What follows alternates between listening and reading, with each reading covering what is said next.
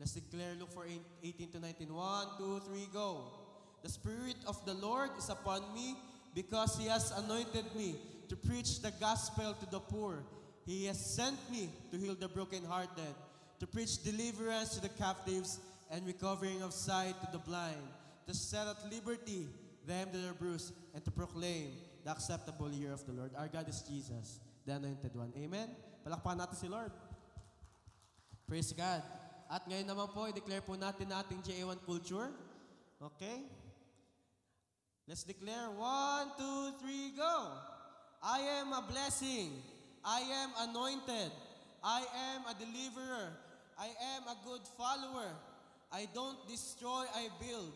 I am not seasonal. I appreciate everyone and everything. I'm part of something big. I'm in partnership with Christ and I am not extreme. Amen. Palakpakan natin si Lord. Praise God. Kamusta po kayong lahat?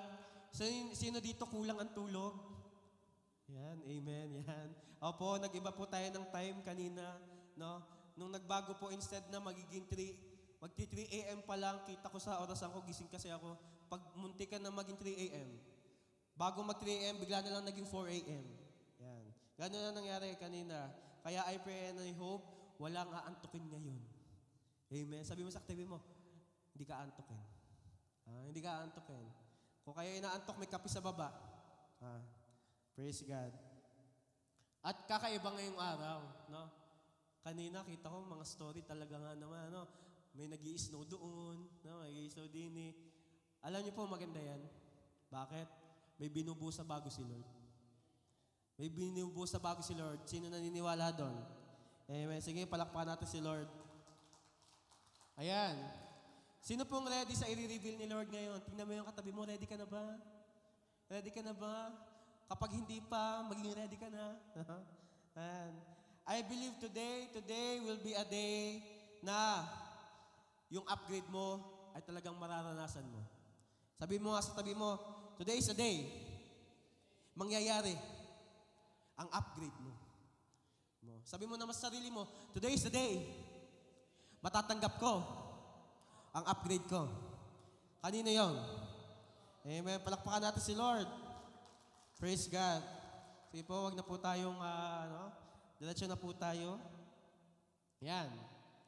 Okay lang po ba ang sounds? Okay lang. Yan. Okay, basahin po natin ating main text. Let's open our Bibles. No, in Exodus chapter 14, verse 28 to 31. Ayan. Ito yung time na hinati ni Lord ang Red Sea. Yan.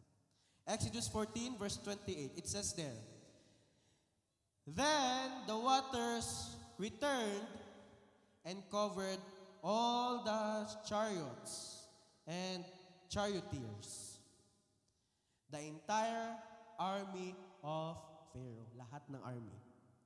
Of all the Egyptians who had chased the Israelites into the sea, not a single one survived. Walang natira.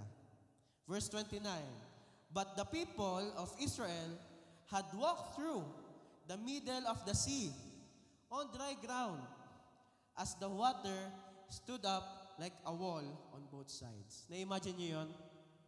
Dating dagat, nung naglakad ang Israelite, biglang natuyo. Yun. Nung naglakad ang Israelites, wala namang wall doon. Ang naging wall, dagat. Na-imagine niyo yun? Verse 30, That is how the Lord rescued Israel from the hand of the Egyptians that day. And the Israelites saw the bodies of the Egyptians washed up on the seashore. Verse 31, When the people of Israel saw the mighty power that the Lord had unleashed, pinakawalan ni Lord, unleashed against the Egyptians, they were filled with awe before Him. Sino dito magugulat ka na lang may ginagawa na pala si Lord sa'yo? Sino dito handa ka, i-surprise ka ni Lord ngayon? Amen. They were filled with awe before Him. They put their faith in the Lord. Kanino daw? In the Lord. They put their faith in the Lord and in His servant Moses. Can we all just close our eyes? Let's bow our heads and let's pray for a bit. Hallelujah, Lord. We just continuously want to lift your name up upon this place. Lord, not just upon the four corners of this building, but Lord, also to the people who's watching this live stream, Panginoon. Dalangin namin, let your move, Holy Spirit, to be very tangible, O God, sa buhay ng bawat sang narito. Dalangin namin, Jesus, continue to sit on the hearts of our throne. And we believe, O God, na Lord, may maganda kang gagawin ngayong araw na ito. May matindi kang i-reveal ngayong araw na ito, Lord. Be the one, Lord, to be lifted up, glorified and magnified sa aming buhay. Itong aming samot na lang. In Jesus' name, amen, amen. Palakpakan muna natin si Lord. Ang title po ng ating pag-uusapan ngayong araw ay God Will Make a Way. Amen. Ulitin nga natin, God will make a way. Very sakto dun sa pinaawit kanina, Waymaker. Tingnan mo yung katabi mo. Saan mo ba gustong pumunta? Saan may nakaharang sa'yo? Sabihin mo, ngayon ang araw, God will make a way. Ngayon ang araw, God will make a way sa'yo. Amen. Just to have a clear vision of what had happened during that time, let's also read Exodus chapter 14, verses 12 to 14. Sabi sa Exodus 14, verse 12, sabi dyan, "Didn't we say to you in Egypt, leave us alone. Leave us serve the Egyptians." Ang nagsasalita dyan ay mga Israelites. Ang kausap nila ay si Moses. Sabi ng mga Israelites, "Didn't we say to you in Egypt, di ba't sabi namin sa iyo nung andun pa kami sa Ehipto? Iwan mo na kami at hayaan mo kaming maging tagasunod sa mga Egyptians. It would have been better for us to serve the Egyptians than to die in the desert." Yan ang mindset ng Israelite. Mindset ba? Isip nila, mas mabuti pang mamatay kami doon kaysa andito kami sa desert. No? Verse 13. Yan, verse 13. "Moses answered the people." Sumagot si Moses. Sabi ni Moses, "Do not be afraid. Stand firm, and you will see the deliverance the Lord will bring to you today." Kailan daw? Today. Sino dito naniniwala today? Ang gagawin ni Lord sa'yo. Today, si Lord gagawa ng daan para sa'yo. Amen. At the Egyptians you see today, you will never see again. Dalawang beses nabanggit ang today dyan. Today could be, God will make a way in your life, and also today is the start na hindi mo na ulit mararanasan ang magiging freedom mo. Amen. Ibig sabihin, yung naranasan mo nung nagdaang panahon, hindi mo na ulit makakasalubong ngayon. Verse 14. Pastor, may gusto ko nga akong kasalubungin. Mamaya. Verse 14. "The Lord will fight for you. You need only to be still." Kailangan ay still. The Lord is fighting for you. Yung verse na yan, baka nga yung verse na yan,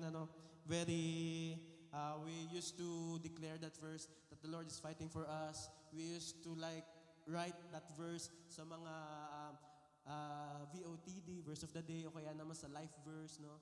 We used to write, "The Lord will fight for you." But do we really understand the context? Saan nanggaling yung point na ipaglalaban ka ni Lord?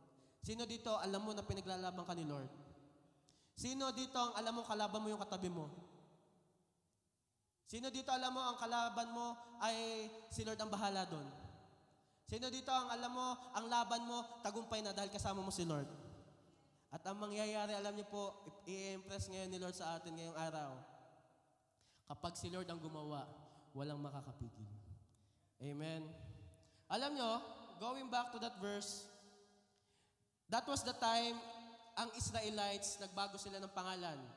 Dati silang Israelites, sila ay naging Reclamites. Alam niyo po yung Reclamites? Mga reklamador. Yan. Hindi naman mukhang reklamador ang katabi niyo. Amen? Hindi naman mukhang reklamador yan. Kanina nung nag-snow, masaya pa yan. No? Sabi niya isa, kakashovel ko lang eh. Umatak na naman. Hindi ka Reclamites. No? Kakalinis ko lang ng backyard. Kakalinis ko lang ng sasakyan. Kakakarwash ko pa nga lang. Sabi mo sa katabi mo, hindi ka Reclamites. Hindi ka Reclamites, ha? Okay. Hindi ka Reclamites. Ang Israelites, during that time, madami silang series na sila ay naging Reclamites. Totoo naman, sino ba dito ang hindi nakasambit ng reklamo sa buhay niya? Could be, isang araw, no? Pero siguro makalawa, makapatatlong araw, no? Pagising mo, ang ganda-ganda ng ayos ng kilay ko. Pagbangon ko, yung kilay ko, burado na yung isa. Nakakatuwa po ang Lord kasi upon the J1 family, kahit kilay ina-upgrade niya. No? Sabi mo sa katabi mo, partner, congratulations sa upgrade mo. Congratulations sa upgrade mo. Huwag yun ang tingnan ng kilay niya. Kapag tinignan niyo ay siya. Natural yan kapag hindi naman nag-ayos. Kaya nga napunta pag Sunday, ang imimit ay si Lord. Kaya dapat laging best pag Sunday. Kaya pag nagkikilay ang mga yan, mga asawa kong lalaki, kapag ang inyong mga asawa babae nagkikilay, ibili niyo pa ng bagong eyeliner. Okay? Kasi kapag Sunday, ang kadate ay si Lord. Kaya dapat kapag Sunday ay maganda. Di ba nabawasan tayo ng oras? No? Hindi naman mukhang kulang sa tulog yung katabi niya. No? Hindi naman. Oo, bakit? Fresh na fresh pa nga yan eh. Kompleto ang beauty rest. Na kay Lord eh. No? Yan. Balik tayo. Yan. Baka mapag-interest pa ako dito ng eyeliner. Okay. Yun yung time na mga Israelites ay naging reclamites. And in that one, hindi lang sila sa lingkod ng Diyos nagreklamo. Kasi ang kausap nila ay si Moses. Nung kausap nila si Moses, parang nasa heart na din nila, sana hindi na lang kami tinanggal ni Lord dun sa Egypt. Sila ay nagreklamo na din sa Diyos. Pero let's go back ng kaunti sa story yon. Are we to question God kapag pangit na yung nangyayari? Are we to question God kapag yung pinagpe-pray mo 5 years ago na, 3 years ago na, no? 1 month pa lang, no?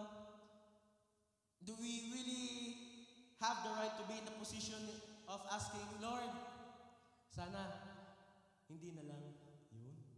Lord, sana hindi na lang naging kami. Oh. Lord, sana hindi ko na lang binili yung iPhone 15. Lord, sana hindi na lang.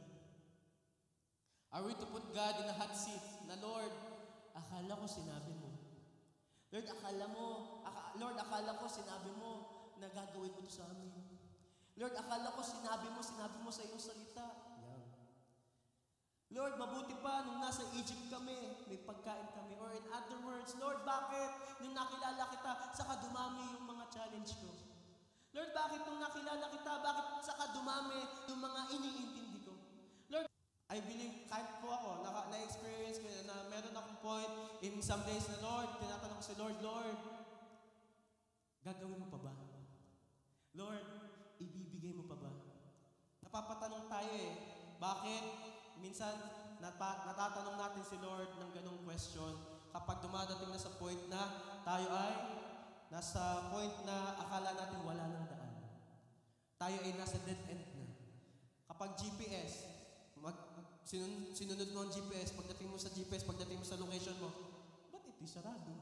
Akala ko'y tama ang GPS, dinownload ko pa, sayang data ko. Nagigets niyo yan? Sinunod ko naman si Lord, bakit ito nararanasan ko? Nagigets niyo? Parang GPS, sinunod ko naman to, bakit mas malayo to? Kaysa doon sa alam ko na. Sinunod ko naman si Lord, bakit ngayon, parang, I don't feel it. Wow. Parang yung song kanina, even when I don't feel it. No? The Israelites, they forgot to look at the bigger picture. Na possible, during that time, baka kasi may binubuo lang si Lord. Na possible, na testimony na binubuo ang Diyos sa buhay nila. I would just like to remind everyone who's hearing this, not just us who's here in church, but also sa mga tao sa kabilang screen. Sa sitwasyon mo ngayon, gagawa ng paraan ng Diyos. Ulitin ko, sa sitwasyon mo ngayon, gagawa ng paraan ang Diyos. May sabi mo sa katabi mo, gagawa ng paraan ang Diyos sa buhay mo. Gagawa ng paraan ang Diyos sa buhay mo. Sabihin mo sa sitwasyon mo, sabihin mo, gagawa ang Diyos ng paraan sa buhay ko. Sige, i-declare mo, gagawa ng paraan ng Diyos sa buhay ko. Alam niyo po, it is by God's grace and love na tayo ay na-encounter ni Lord. Kung hindi rin naman dahil sa biyaya and love ni Jesus, we wouldn't be here. Kung hindi rin dahil sa pag-ibig ng Diyos, wala tayo dito, hindi tayo nakaka-experience ng mga magagandang bagay na galing sa Kanya. Kasi kung si Jesus, sumuko na agad sa cross, what if, no? What if? Kasi Diyos naman siya, pwede naman sabihin niya, anak naman ako ni Abba Father, akit na uli ako sa langit. Sure. Bumalik na uli siya doon sa langit. Eh di hindi tayo naligtas. Pero salamat sa Lord. He endured the sacrifice on the cross because He loves you and me. Amen. Pinalaya na tayo in some areas of our lives. Sino dito, pinalaya ka na ni Lord? At dahil pinalaya ka na ni Lord in some areas of your life, what if could be yung napagtagumpayan mo na noon, makaharap muli ngayon. What if? No? Pastor, sinuko ko na nga kay Lord eh. Ang tagal kong isinuko kay Lord yan. Na tagal kong iniyak yan kay Lord. Tapos ngayon sasabihin sa akin, can we be back together? Wow. Ano, teleserye lang? Nasuko na eh. Tagal mong dinala sa'yo. Tapos nung sinuko mo kay Lord, nag-good morning lang sa'yo. Ayun. Nag-reply ka, good morning din. Huh? Alam mo yun, kasi dadating sa time na meron ka na na-experience noon na pagtagumpayan mo na, ngayon i-challenge ka uli. With the same thing. With the same thing. Pinalaya na tayo in some areas of our life, and it could be because we passed to a certain level of our life. Those challenges and trials are intensified. Every time that the Lord upgrades you, walang upgraded testimony kung walang upgraded trials. Kasi minsan sa Christian life, minsan na-overlook natin, akala natin, kasama natin si Lord, kaya natin na lahat, kasama natin si Lord. Minsan alam niyo po, the more that we pray na Lord, bigyan mo ako ng lakas, si Lord, the more na magpapadala ng mga agaw ng lakas mo. Minsan, the more that we pray, Lord, we pray for provision. Si Lord, the more na magpapadala, itetest niya yung faith mo to the point na itetest ka financially. The more that we pray, Lord, for your move to the point na nafe-feel mo, Lord, parang hindi kita nararamdaman. If you pray for strength, the Lord will bring you testing. If you pray for provision, the Lord will bring you testing again. If you pray for breakthrough, the Lord wants to break you. Kasi hindi natin makikita ang miracle kung walang paglalagyan ng miracle. Wala tayong makikitang buhos kung walang pagbubuhusan. Amen. Hindi tayo makakakita ng miracle na ng breakthrough kung walang ibe-break. Walang upgraded testimony kung walang upgraded trials.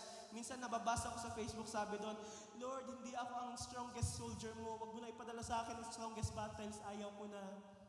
No? Minsan sinasabi natin, Lord, malakas na ako, okay na ako. Alam nyo, kapag dumating sa point na yon, ating isipin, ang gusto ni Lord, ini-increase ka. Ang gusto ni Lord, ina-upgrade ka. Ayaw ni Lord na ikaw ay baby lang. Ang gusto ni Lord, ikaw ay nag-grow. Ikaw ay nagmamature. Hindi ka lang nag-grow sa mga bagay na nakikita mo. Nag-grow ka din sa relasyon mo sa Kanya. Amen. Same thing to the Israelites there. Sa sitwasyon nila. They've seen numerous miracles from the Lord from the past. Alam niyo yung mga plagues? Nakita nila yun eh. During that time, naging pula yung tubig. Nagpadala ng maraming locusts. No? Namatay lahat ng mga alagang hayop. Marami nangyari, namatay ang mga firstborn ng mga taga-Egypt.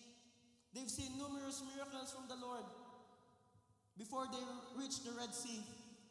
Pero, inalaw ni Lord, matapos lahat ng miracles na nakita ng Israelites, meron bilang Red Sea. Tapos yung Red Sea, dead end. Tapos yung sa likod ng Israelites, may mga Egyptians na humahabol sa kanila para agawin yung buhay nila. Para kunin uli sila at ibalik sa captivity. Alam niyo yun?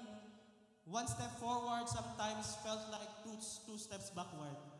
Yung akala mo, yes Lord, thank you. Meron kang panibagong blessing sa aming buhay. Oops, may magdididak na gantong bill. May panibagong bill. Na-feel niyo yun sometimes. Sometimes akala niyo, Lord, salamat, meron kang increase sa ginagawa sa amin. Step forward. Oops, biglang may magtetext sa'yo. Biglang meron kang makakarinig na, nagigets niyo yan? Nagigets niyo yung point? Alam ko nagigets niyo yung point. Alam niyo po, ang gusto ni Lord ay i-upgrade lang ang Israelites. Ayaw ni Lord na ang Israelites ay maging reclamites. One thing I realized, may na-realize pa ako sa kwento nila, God's move is intensified where faith is intensified. Kung patindi ng patindi ang kilos ng Diyos sa buhay mo, pinapatindi din ni Lord ang pananampalataya mo. Kung patindi ng patindi ang challenges, pinapatindi din ni Lord ang buhos niya sa buhay mo.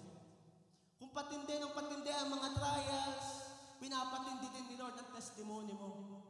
Kung patindi ng patindi ang mga circumstances, ini-impress lalo ni Lord na ikaw ay isang kontiro. Kung patindi ng patindi ang mga bagay na akala mo hindi mo na dapat hinaharap, alam niyo, ini-intensified lang ni Lord, pananampalataya mo. Kasi, there will come a time, ang gusto ni Lord, sabihin niya sa iyo, well done, my faithful servant. Ayaw ni Lord na dadating na, kaya ka lang faithful sa Kanya kasi blessed ka, no. Kaya dadating yung time na kaya ka lang sumusunod sa Kanya kasi you're feeling good. What if yung good days naging bad days?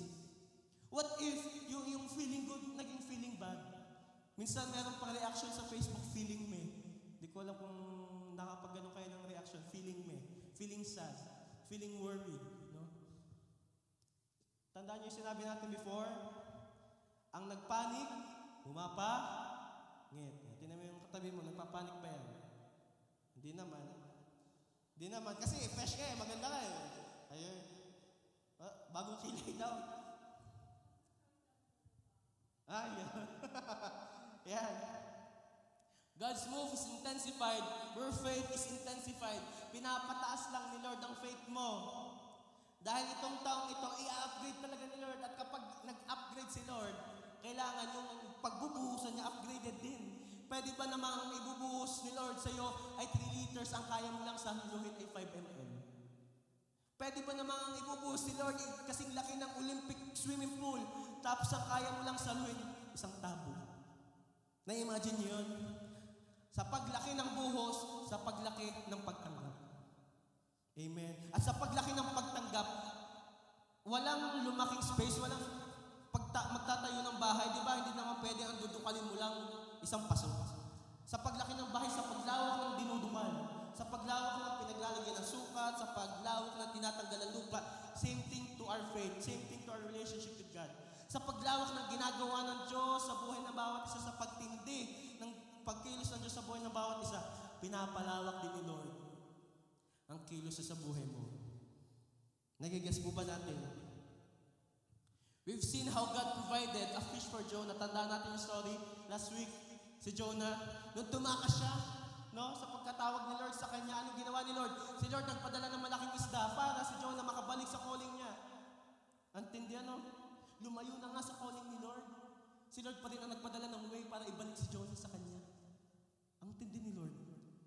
Sometimes, we found ourselves na we encounter the Lord, we have this moment with Him, we are very on fire in one season, and then all of a sudden, boom. Yung love kay Lord, yung fire, parang biglang na-challenge. Yung obedience, yung pag-pour out sa presence ni Lord, parang biglang na-test. Ganun talaga. Kasi ang gusto ni Lord, patindi ng patindi din ang pagtanggap mo sa Kanya. Tandaan niyo kung sino dito nakakaalam ng story ni Zacchaeus. Salamat na lang may puno that time. Kasi si Zacchaeus po, kamag-anak ko kasi yun eh. Halos magka-height lang kami noon.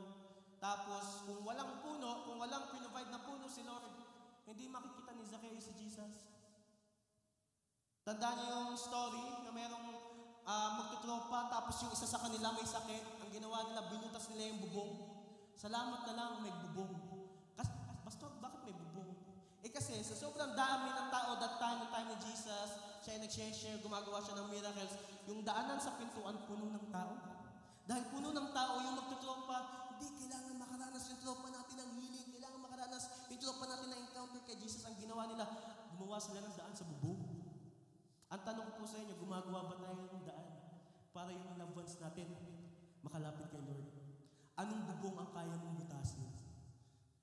Anong bubong ang kaya mong lampasan para yung iba magkaroon ng daan palapit kay Lord? Tanda po natin yung story ni Joshua.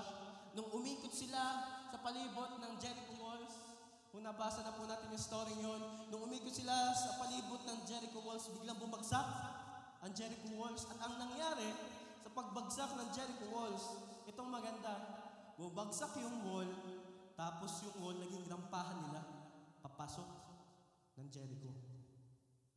Na-imagine nyo yun? Dati, halang lang yun sa kanila dati. Dati yung Jericho wall, dati, they saw it as a blockage of God's plan for them. Pero nung kumilos ang Diyos, ginawa pa nila yung rampahan papasok ng Jericho. Tanda, sino dito nakarinig ng story ni Paul and Silas? Sila inakulong, they were prisoners. And when they started to worship the Lord, yung prison gumuho. Antindi, no? There are many stories in the Bible na si Lord gumawa ng paraan. And I believe lahat ng kaharap mo ngayon, si Lord gagawa ng paraan sa iyo. Lahat ng kaharap mo ngayon dito, in our family, si Lord gagawa ng paraan. Amen. Pwede ba palakpakan natin si Lord? We've heard the God of Abraham move. We've heard the God of Isaac move from before. And we've heard the God of Jacob move before. And I believe, yung pinaglilingkuran na Diyos ni Abraham, pinaglilingkuran ng Diyos ni Isaac at Jacob, siya din pinaglilingkuran natin Diyos ngayon. At yung mga miracles na naranasan nila, yung mga breakthrough na naranasan nila, mararanasan ulit natin ngayon. Amen. We've learned that God is moving. He has done it before and He will do it again. And when I say again, yung again na yun will not just experience a same level of wonder in your lives. Same, pero mas mataas. Same na may gagawing daan, pero sa mas matinding paraan. What I have to you today is not a sermon, but what I have to you today is a message. Because I firmly believe from what the Lord has poured out from the land, from the past season. In-stretch ni Lord ang ating tent for bigger territory. In-stretch ni Lord ang ating pananampalataya. And then this came na ang gusto ni Lord tayo ay mag-go according sa pagkakatawag niya sa atin. And we have heard that this 2025, kailangan natin maniwala sa matinding gagawin ni Lord. And today, I believe this message is for everybody. This message is for someone out there. And I firmly believe na this night, i-confirm ni Lord ang gagawin niyang paraan sa iyo. I pray and I hope that this night, the Lord will confirm to you ang mga magaganda niya pang plano ngayong taon sa iyo. Amen. If you're taking down notes, write this down. Your dead end is God's open door. Our point number 1 ngayong gabi. Your dead end is God's open door. Sabi sa Exodus 14 verse 29, sabi diyan, but the Israelites went through the sea on dry ground with a wall of water on their right and on their left.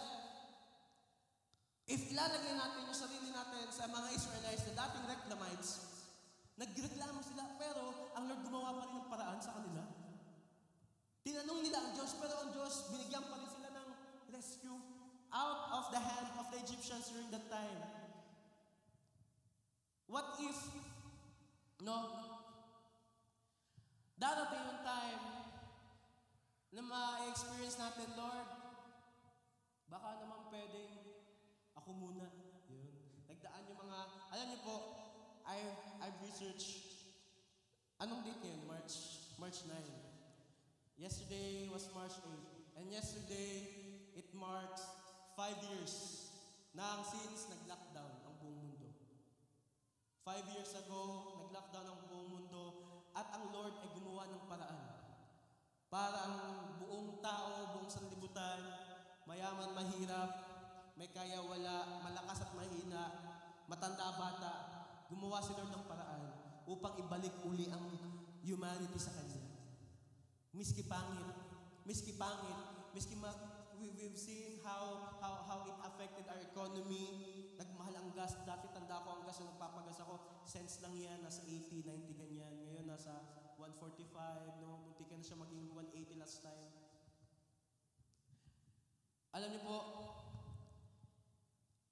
marami tayong makakaharap na dead end sa buhay natin. Marami tayong makakaharap na akala natin it's our ending time. End season na. Pero what if the very thing that you see as a blockage in your life is God's breakthrough in you. Yung akala mong harang, yun pala ang way ni Lord sa buhay mo.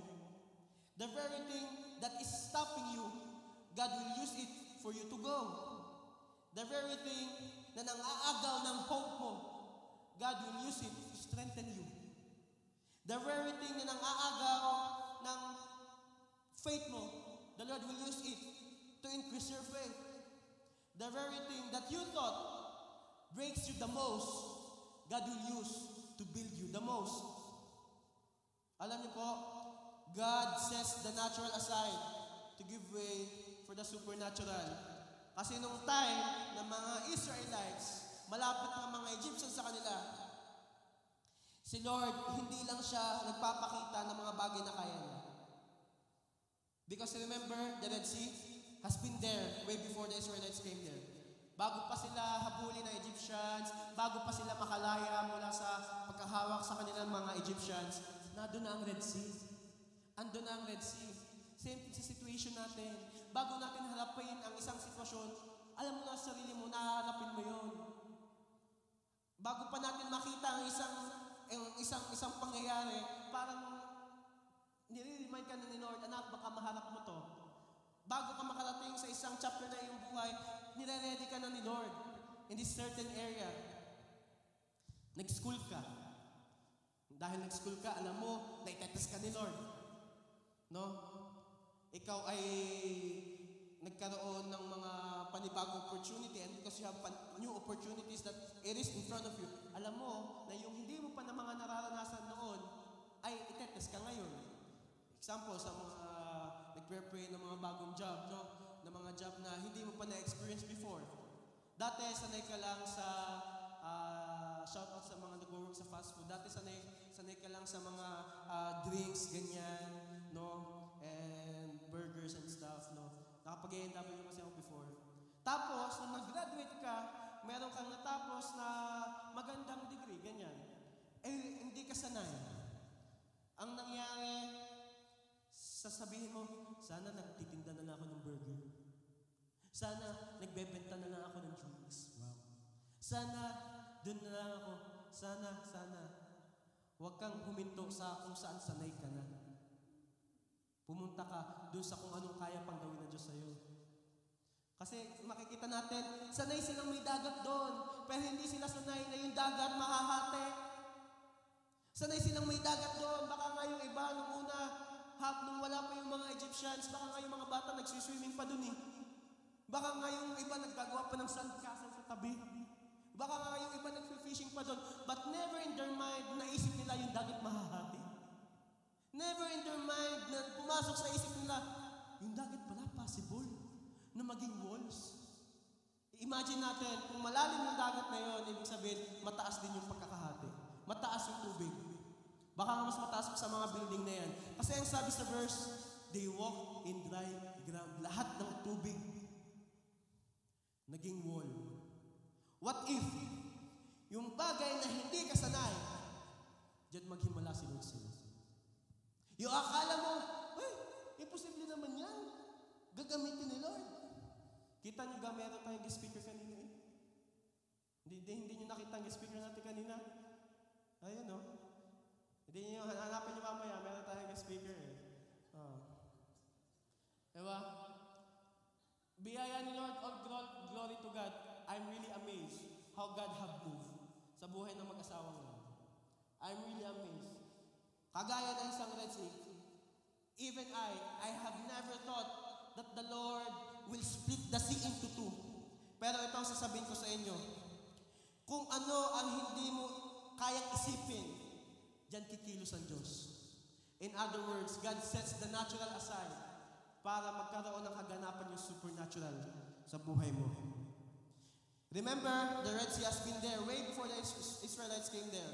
Hindi yun nilagay ng Diyos during that time para mapakita na kaya niya. Kasi marami ng miracles na nangyari. Kaya talaga yun ng Diyos. Bakit siya? May likha niya eh. Isang utos lang dyan. Hati kayo. Hindi yun ang purpose ni Lord. Ang purpose niya para mahati yung dagat is tumaas lalo ang faith ng mga Israelites. Mawala ang pagre-reclamites. Ang tines doon ng Lord ay hanggang saan dadalhin ang Israelites ng faith nila. Hanggang saan dadalhin ng faith ng mga Israelites yung mga susunod na generation, hanggang saan? Yung dagat na supposed to be, nilalangoyan nila, naging wall. Hindi lang siya naging wall eh. Hindi lang siya naging, alam mo yung daanan. Yung dagat na dapat pinagsusumingan, na dapat baka nga nagkakayak pa yung iba doon. Yung dagat na yun, nag-protect pa sa kanila. Yung sea na supposed to be a trap to them became an escape for them to be rescued. Yung situation that you see as an ending, it is God's opportunity to start something new in you. Alam niyo po, ito sasabihin ko sa inyo, kung akala mo tapos na, well, magugulat kayo, kay Lord hindi pa. Kung akala nyo wala nang gagawin na bago si Lord, I'll tell you this, laging may bago ang Diyos. I'll tell you this, kung akala nyo wala na siyang gagawin bago sa buhay mo, I'll tell you this, si Lord hindi nauubusan ng bago. Ang Diyos sa buhay mo, kapag talagang pinanghawakan mo yung pananampalatayang binigay niya sa'yo, gugulatin ka niya. Kagaya ng Red Sea na hindi supposed to be nahahati, hahatiin niya para sa'yo. God's way is revealed when the ways of man is ended.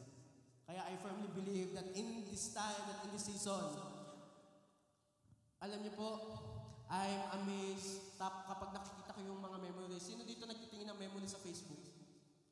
Nakikita niyo yung mga picture niyo dati, payat ka pa. Nakikita niyo yung picture niyo dati, large ka lang. Ngayon small ka na. Yan, dapat gano'n. Ngayon small ka na. Alam mo yun, yung bagay na akala mo hindi gagawin ng Diyos, look at where God had placed you now. Look at where had God used you at this very moment. Kung ginawa ng Diyos noon, mas matindi ang sa ngayon. Amen. Kaya naman sabi mo sa katabi mo, gagawa ng paraan ng Diyos sa buhay mo. Gagawa ng paraan ng Diyos sa buhay mo. Yung dead end mo, bubuksan ni Lord. Yung dead end mo, gagawin ni Lord ng open door. Yung saradong pintuan, bubuksan ni Lord. Ayan na ang nangyayari sa season nito. Yung akala mo, yung mga shoutout sa mga magulang dyan, maanong ulam. No? Yung tipo na, ma-invite ko pa kaya ang aking kapatid? Ma-invite ko pa yung aking anak? Ma-invite ko pa kaya ang aking loved one? Kasi ang sarap na mag-worship sa Lord. Hindi lang talaga masarap. We have seen Him move. Kita natin na kumikilos siya. At totoo ang Diyos. God is real. In this moment, if the Lord is testing your faith, doon lagi nagiging totoo ang Diyos. You know what? Hindi pa tapos. If God is not yet done working, we're not done waiting. Amen? Pangalawa, write this down. You're under God's hand. You're under God's hand. Exodus 14 verse 31, it says there, and when the Israelites saw the mighty hand of the Lord, okay, mighty hand of the Lord, displayed against the Egyptians, the people feared the Lord and put their trust in Him and in Moses, His servant. May tanong po ako sa inyo, who among of you here still believes that God can do it? Kasi, if we're gonna interview people, if we're gonna watch some vlogs, kasi usong-uso ngayon yung mga vlogs, ewan ko kung napapanood na yung people, meron dito mga Christian, tapos sa kabilang banda mga backslider, meron dito mga Christian, tapos sa kabilang banda mga unbeliever, meron sila mga comparisons. May mga tatanong, kung talagang ang Diyos ay mapagmahal, bakit ako iniwan? May mga ganong question. Kung talagang ang Diyos ay isang mapagmahal na Diyos, bakit ako isang ulila? May mga ganong question. Pero you know what? It's really hard to believe something na hindi mo nakikita. Kasi most of the time, we as humans, sino dito ang human? Sigurado tayo? Human? Okay. Minimake sure ko lang, baka kasi baka gumagano na. We as humans, most of the time we are to say is to believe. Wala? Di naman masarap diyan. Sabi lang sa picture, tingnan nyo, kapag bumili kayo ng burger diyan, iisa naman ang cheese sa picture, dalawang cheese. Minsan, pupunta tayo sa isang gawain or sa isang event, no? No? Diyan naman pang mamayayaman lang. Parang di naman tunay yung nangyayari dyan. Pero sino dito, nung simula na ikaw ay binuhusan ni Lord ng presence, masasabi mo na totoo ang Diyos sa buhay mo. Nung naghimala ang Diyos sa buhay mo, lalong kinonform ni Lord na totoo siya. Pero what if, Pastor, ang dami mong what if. What if, napagod ka na, and then your faith is tested to the point na, Lord, baka naman joke pa lang. Baka naman hindi totoo ang Bible. Baka hindi ka talaga totoo. Baka nangyayari lang yan kasi wala kami magawa pag linggo. Lord, baka ayaw ko na. Alam niyo po, if you here have doubt in your hearts and you're still fighting, na Lord, alam ko, gagawin mo ulit. If you here facing some challenges in your life and you are fighting a good fight of faith, if you're facing some challenges, trials, conflicts into your life, and you know to yourself na totoo ang Diyos, si Lord lalo mag-show up sa iyo. Si Lord lalo niyang patutunayan na totoo siya. Kasi in the Israelite story, nag-doubt na sila eh. Sabi ng Israelites, bakit mo pa kami tinanggal dito? Mabuti pa doon. Okay kami doon. Kahit kami mga slave, kahit kami under ng Egypt, okay kami doon. Alam niyo si Lord, ito maganda kay Lord. Give your doubt to God, God will give you faith. Give your burden to the Lord will give you joy. Give your sorrow to God, the Lord will change your sorrow into strength. Kung ano ang wala tayo, tapos ibinigay natin sa Diyos, bibigyan ka niya ng kapalit mas matindi pa. Bakit? Hindi ka under ng influence ng mundong ito. Under ka ng influence ng kamay ng Diyos. Who among of you here still believes na kaya ni Lord sa sitwasyon mo? Who among of you here believes na kaya ni Lord sa family mo? Who among of you here believes na kaya ni Lord sa sakit mo? Who among of you here believes because may area na alam mong suntok talaga sa buwan? Alam mong imposible pa sa imposible. Ang lagi mo sasabihin, saan kamay ng Diyos kukunin? Saan kamay ng Diyos huhugutin? Pero kita natin yung sabi sa verse, and when the Israelites saw the mighty hand of the Lord displayed against the Egyptians, diyan pa lang, we will see na ang kamay ng Diyos kumikilos sa kanyang mga anak. Diyan pa lang makikita natin na dahil tayo ay anak sa paningin ng Diyos, mismong kamay niya ang kikilos sa sitwasyon mo. Dati, kasi ang paniwala mo, ang nasa isip mo kapag meron ka mga pangangailangan, meron ka mga hinahanap, o meron kang mga conflicts that you're facing, ang lagi mo sinasabi, saan kamay ng Diyos ko to kukunin?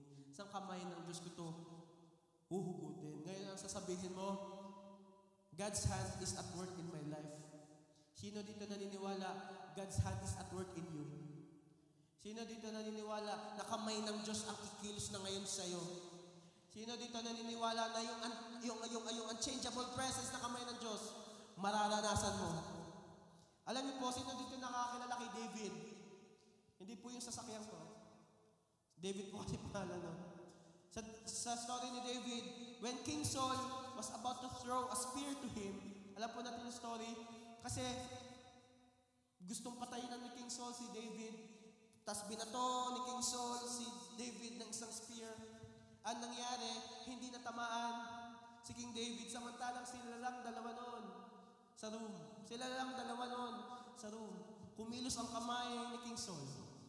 Imposible na hindi matamaan. Kasi si King Saul, he himself too is a war veteran. Sanay siya sa battles. Sanay siya sa wars. Maging si King David. Si King David, sanay siyang humarap sa maraming laban. Both hand of King Saul and hand of King David is at work. Pero alam nyo anong nangyari? During that time, within that room, kumilos din ang kamay ng Diyos. Nakaiwas si David kasi kumikilos ang kamay ng Diyos sa buhay niya. I believe there was another hand at move. Not the hand of King Saul, not the hand of King David, but it was the hand of God who is at move. Kaya kung lalabas sa bibig nyo, nasa ang kamay ng Diyos hihilahin, ito sasabihin natin, God's hand is at work in my life. And to the Israelites, it was the intervention of God's hand that brought them out from captivity. You know, when, alam niyo po, di ba, alam naman natin na si Pastor Roy ay dating youth pastor, no? Na bago maging youth pastor ay dating kasali sa Starhan, no? Alam niyo po, when the Lord brought me to, testimony lang po, when the Lord brought me to Edmonton, to J1 Edmonton, that was post-pandemic. And I was assigned na mag-handle ng youth. And because it was post-pandemic, I literally don't know what to do. Wala akong kilala na youth. Hindi ko alam kung sinong itatap. Hindi ko alam kung saan ako mag-start. I don't know where to begin and who to begin with. There was a time we're supposed to have a gathering. Alam niyo po kung ilan na nag-show up? 4. Ako ang isa, tapos ang tatlo si God the Father, God the Son, God the Holy Spirit. Yun lang nag-show up. 4 lang kami. There was a time, it was just 10 kami, 5 lang kami. Doon sa 5 na yun, ang isa pa doon si Mama. No? Gawain ng yun, ang 5, ang isa pa na-show up si Mama. Until such time, it took us 3 years. Until such time, we see young people worshiping the Lord after 3 years. Until such time, we see young people offering their lives to Jesus. And last year, it was very prophetic kasi po ang theme ng youth last year, when we were still combined, ang theme po namin is overcome, outpour, and overflow. It is from the book of Psalms. Overcome, outpour, and overflow. Alam niyo po, from 2020 to 2023, it was all dry ground. Lahat dry ground. Wala kami nakikitang bago. Nasasabihan pa nga na kami ni Rem, pare-pareho naman kayo eh. Yan ang nangyayari. Pati yung pa rin naman yung mga inaalagaan. Alam niyo po, in those 3 years of dry ground, on those 3 years of drought, after 3 years, boom, there came out 3 anointed youth groups. Nagkaroon ng anointed youth of Edmonton, nagkaroon ng anointed youth of Sherwood Park, and praise God, nagkaroon ng anointed youth of St. Albert. Sa biyaya ni Lord, in 3 years drought, yung pala ang reason ni Lord. Yun ang reason ni Lord. Nagkaroon ng 3 years drought, 3 years na we don't see a move. Ang gagawin pala ni Lord, from isa gagawin niyan 3. And we're blessed. Alam niyo po, minsan kapag nagkikita-kita kami ng mga dating co-workers ko sa youth, hindi kami nalulungkot kasi magkakaiwalay kami. Masaya kami kasi lalo lumalawak yung gawain ng Diyos. Hindi kami nalulungkot na kami ay hindi na magkakasama sa gawain ni Lord. We're very happy and we're really excited kasi mas lumalawak yung nare-reach ni Lord. May naka-assign doon, may naka-assign dito, may naka-assign dito. Ang nangyayari, kamay yun ng Diyos. Mahirap yun sa tao, pero kamay talaga yun ng Diyos. I'll tell you this, yung panahon na tagtuyot sa iyong buhay, kapag kinulusan ng kamay ng Diyos, there will be no more dry grounds. Wala nang magiging dry ground sa buhay mo. Bakit? Kamay ng Diyos ang kumikilos sa iyo. It was the hand of God in your life. It could be many seasons had passed, but be reminded, God's hand is not just at work. Hindi lang kumikilos ang kamay ng Diyos sa iyo. Pine-prepare ka din ng kamay ni Lord. Hindi pwedeng bubuhusan ka lang. Pine-prepare ka din ni Lord. Kasi tandaan nyo, isa sa sabi sa mga scripture, we are the clay and He is the potter. Minumul tayo ni Lord. Bine-break tayo ni Lord. Bakit? Ang gusto ni Lord best. Ang gusto ni Lord, ayaw niya yung dati ikaw ay tasa lang. Gusto ni Lord, gagawin kang mangkok. Yun. Tingnan mo mukha na bang mangkok yung katabi mo? Nagigets yung point. The Lord will mold you more and more and more. Why? Kasi when the hand of God is at work in you, pinapalawak ni Lord. Nagigets niyo po? Number 3, God have the final move. Sino dito naniniwala ang final authority ay na kay Lord. Ang huling salita ay nasa Diyos. Amen. Sabi sa Exodus 14 verse 30, sabi diyan, that day, the Lord saved Israel from the hands of the Egyptians. And Israel saw the Egyptians lying dead on the shore. I firmly believe, during that time, bago sumugod sila Pharaoh sa mga Israelites, nagplano sila. Bakit? Hari yan eh. Sanay yan sa mga tactic moves. Alam niya yan kung saan papasok ang ibang chariot. Alam niya kung saan papadalhin yung iba para ma-corner nila ang Israelites. Bakit? Hari yan eh. Pero alam nyo, itong matindi. Because God have the final word. God have the final move. Iba kapag Diyos ang nagsalita. Kahit pagsama-samahin na lahat ng mga tao o ng mga bagay na pipigil sa'yo, pero kapag sinabi ng Lord sa'yo, yun na yun. Kapag sinabi ng Diyos sa'yo, yun na yun. Nasa Diyos ang huling salita. God will not just bring you out to it. The Lord will not just bring you to it. He will bring you through it. Hindi ka dadalhin ni Lord kung nasan ka ngayon para iwan lang. Dinadala ka ni Lord kung nasan ka ngayon para tuloy-tuloy kang samahan. Hindi ka dinala ni Lord from one season to another para after one season, dyan, bahala ka na, kaya mo na yan. Hindi. Ang pagkakakita sa atin ng Diyos, tayo ay anak at gusto niya tayo ay lagi niya sinasamahan. Makikita at mararanasan natin na in this season and in this time, I firmly believe there will be revival in front of our eyes. Ako'y natutuwa sa Lord sa nangyayari ngayon sa atin. Kahit may mga nangyayaring trade wars, sino dito nagkulang ng pagkain sa lamesa? Kahit may nangyayaring hindi maganda sa economy natin, sino dito ang nagkulang? Pastor, hindi mo alam, nagkukulang na kami. Pastor, hindi mo lang alam, nakangiti pa kami. Pwede mong sabihin yan, yes. Pero, humihinga ka pa. Hindi ka pinapabayaan ng Diyos. Bakit? Ang huling salita ay nasa Diyos. May lakas ka pa. Nakakatayo ka pa. Kaya mo pa. Bakit? Kamay ng Diyos ang nasa iyo at ang salita ng Diyos ay kumikilos sa buhay mo. Ang huling salita ay nasa Lord. God will not just bring you to it. He will bring you through it.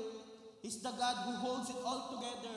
What if during that time na lumalakad ang mga Israelites sa gitna ng Red Sea na akala nila ay hindi makakate, what if biglang binantawan ng Diyos?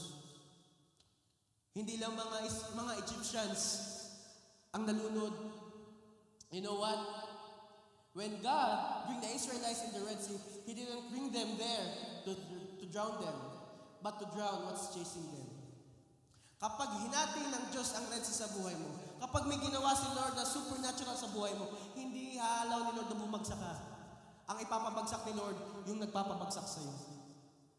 Kaya in this time, in this season, we will see, and like what Bishop Art has always declared, ito ang taon that there will be unstoppable move ni Lord. Walang makakapigil sa kilos ng Diyos sa buhay mo. Hindi mapipigilan yung mangyayari. Families will come to repent in front of the Lord. Pamilya lalapit sa Diyos. Hindi lang pamilya, even your campus, your workplace, they will start to believe that God is true. They will start to believe if struggle is real, God is real. Naniniwala kayo na noon nagawa ng Diyos ng matindi sa buhay mo. And if you are to look around you now, sige, tingnan niyo yung nasa paligid niyo. Wala pa naman yan noon eh. Wala pa yan noon. Kung nagawa ni Lord, anong hindi niya kaya gawin? Amen? Dati, mahina tayo. Dati, we don't have hope. We are hopeless. We are faithless. But by God's glory and mercy, nakita natin ang move ni Lord, and because of that, natututunan natin kapag sinabi ni Lord, sinabi ni Lord. Na kay Lord ang final move.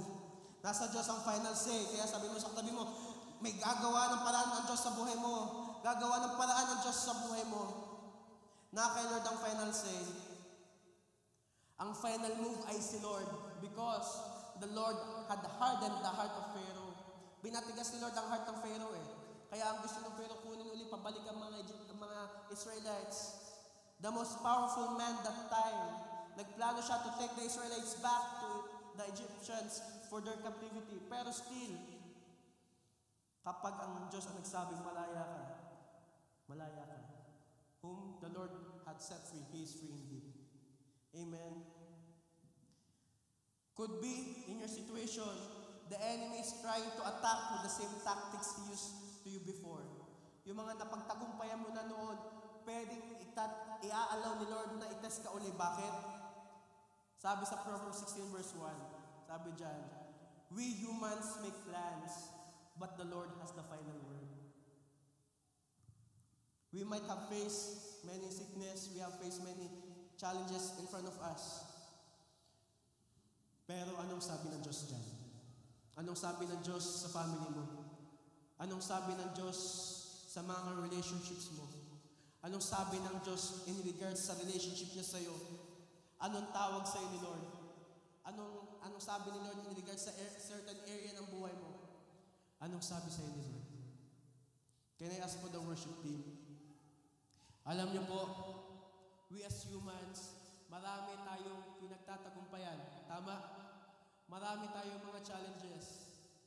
Marami tayong mga bagay na hinaharap sa buhay. Pero ito po ang pakakatandaan natin. In all the things that we are facing, na kay Lord ang final authority. In all the things that we are stepping into, si Lord ang nagdala sa atin doon. Kaya naman sasamahan tayo ni Lord tuloy-tuloy. Si Lord, hindi siya Diyos na kapag dinala ka in one situation, si Lord, hindi siya isang Diyos kapag dinala ka niya sa isang area, iiwan ka niya doon. Sasamahan ka niya tuloy-tuloy. Si Lord ay hindi lang God of healing in one season. Si Lord ay hindi lang God of provision in one season. He is the same yesterday, today, and forever. He is the same in all seasons.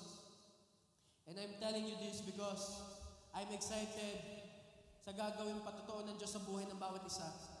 Excited ako sa binubuong story ni Lord sa buhay mo. Excited ako kasi pag dumating yung puntong yon, na pagtagumpayan mo na, nalakaran mo na yung hinati ni Lord sa buhay mo, I'm excited to see God's victory in your life.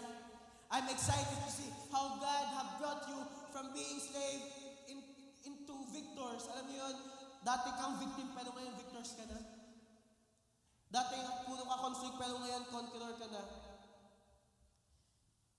Sabi sa Hebrews 11 verse 6, sabi dito, it is impossible to please God without faith.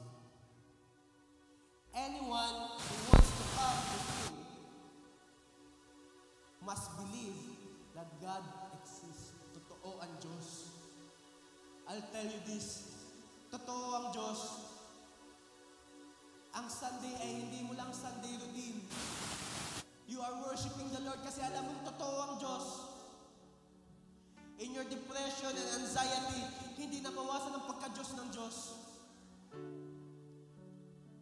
Sa mga pagkakataong wala ka, sa mga pagkakataong may sakit ka, hindi nabawasan ang pagka-Diyos ng Diyos. Ang Diyos ay Diyos pa rin. Hindi bababa ang pagka-Diyos niya kung tayo may mga pangit na nararanasan. Doon sa mga pangit na yun, lalo siyang nagiging Diyos. Bakit? Yung hindi natin kaya, ginagawa niya. Yung wala tayo, binibigay niya. Lalo niya pinapatunayan na siya ay totoo. At dahil siya ay totoong kumikilos sa atin. Some might have heard cancer is working. Some might have heard sickness is working. Some might have heard poverty is still working. That stress is there. The economy is declining. We've seen these trade wars happening. Merong mga diagnostic ang doktor. Pero ang huling salita ay sa Diyos. Gagawa ng paraan ng Diyos sa buhay mo. Hindi lang sa buhay mo, sa mga mahal mo sa buhay. Gagawa ng paraan ng Diyos. Bakit? Kasi gusto ni Lord pataasin ang level ng pananampalataya mo.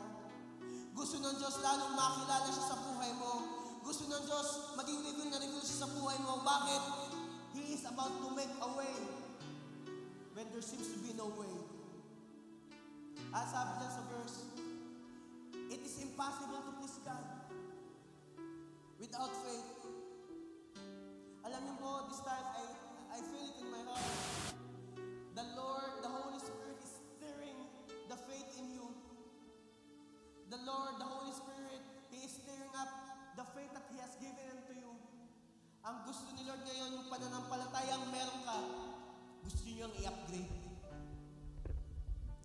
Sa paglawak ng pagbuo, sa paglawak ng pagtanggap. At sa paglawak ng pagtanggap, sa paglawak ng mga bagay na iaalaw ni Lord sa buhay mo. The Israelites wouldn't reach their next kung dun sa shore ng Red Sea, nagstay sila. And ito po ang magiging challenge ko sa atin ngayong gabi. It requires a step of faith for you to move into God's way. Nire-require ni Lord ang faith mo. Hindi lang nire-require ni Lord yung excitement mo. Hindi lang nire-require ni Lord yung hype sa heart mo. Nire-require din ni Lord ang faith mo. And faith is the substance of the things that hindi pa natin nakikita. Hindi pa man natin nakikita, pero alam natin God will make a way. Hindi pa man natin nararanasan, pero alam natin God will make a way. Hindi pa man natin natatanggap, pero alam natin God will make a way. Ito ang season. Yung mga bagay na hindi kasanay na mahahati. Ito yung season, yung mga bagay na akala mo hindi magkakaroon. Ito yung season na akala mo, there is dead end na. Pero ito ang season, pinapatunayan ng Diyos. Siya ang Diyos na kaya magbukas ng mga saradong pintuan.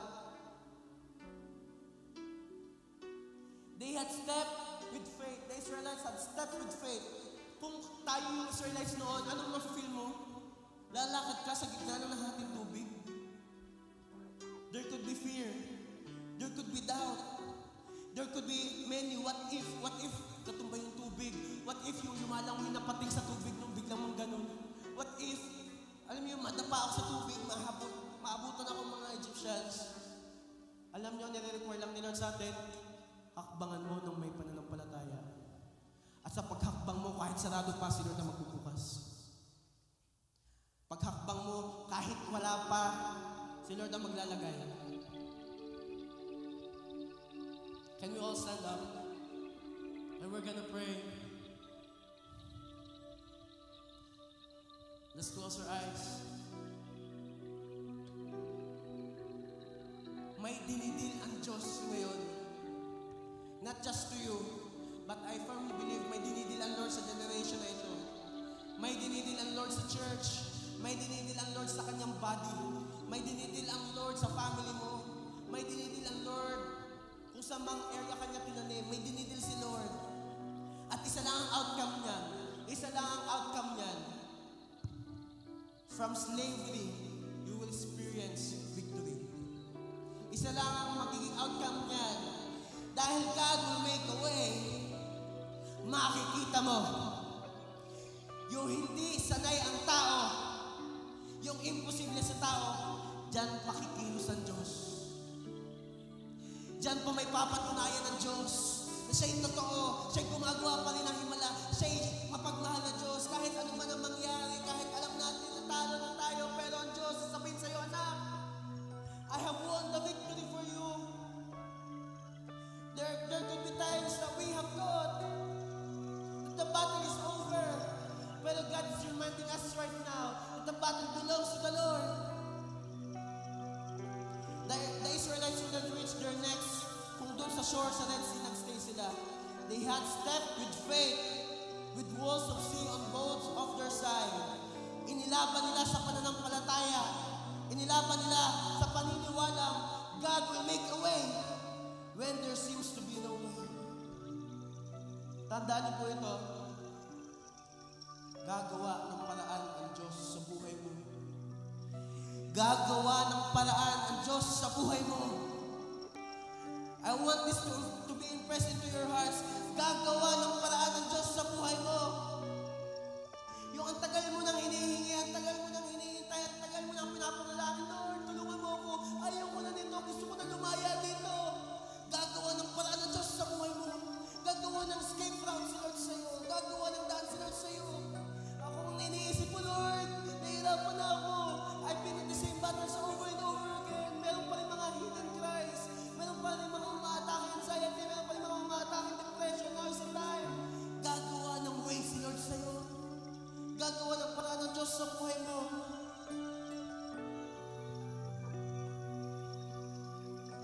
Before we worship the Lord,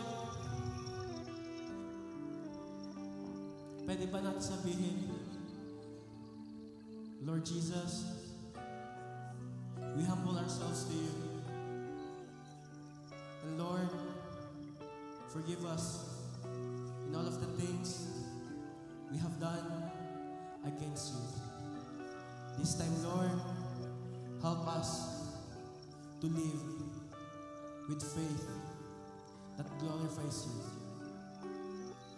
God, thank you that in my life, you will make a way. Lord, thank you that in my situation, you will make a way. Lord, thank you that in my family, you will make a way. Lord, in my personal life, you will make a way.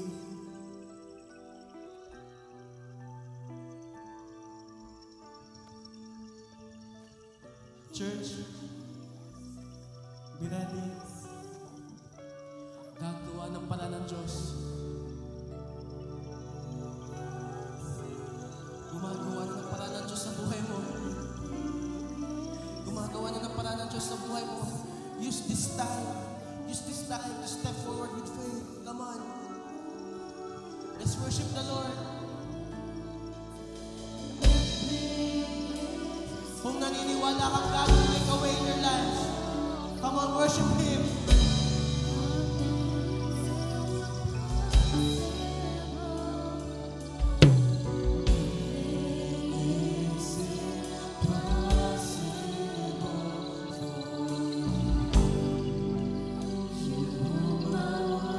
Come on, let's declare, nothing is impossible.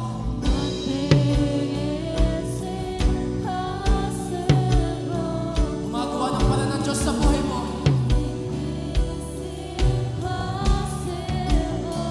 Oh, worship the Lord.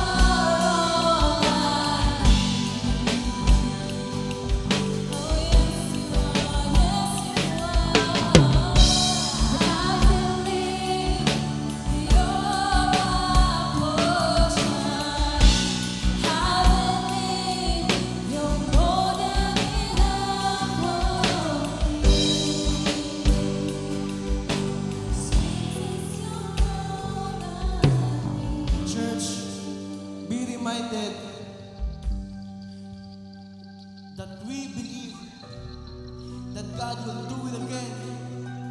Naniniwala ako that the God that we serve, He's the God who gave us our salvation, the God of miracles, the God who can, ang Diyos na may kaya, ang Diyos na siya nagliligtas sa atin.